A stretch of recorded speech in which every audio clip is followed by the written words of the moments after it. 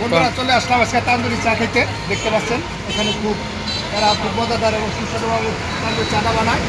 এখানে চলে আসবেন মানিকগঞ্জ জেলা সিঙ্গার থানা বাস্তা বিনারাঙ্গি।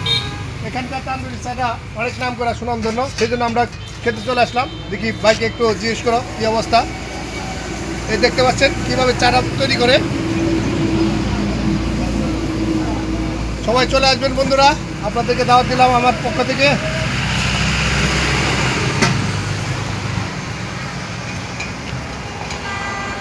ভাই এটা কয় বছর ধরে এখানে আপনি চারা বানান? আমাদের 4 মাস যাবত এটা নতুন চালু হয়েছে। আমাদের ছিল গাইবান্ধাতে।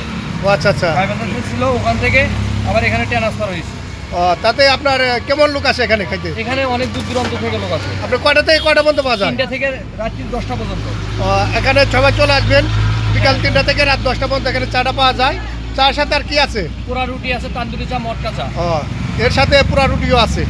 যারা যা ভালো লাগে সবাই আসবেন। এই যেখানে চুলা আছে দেখতে পাচ্ছেন, এই যে বানাচ্ছে।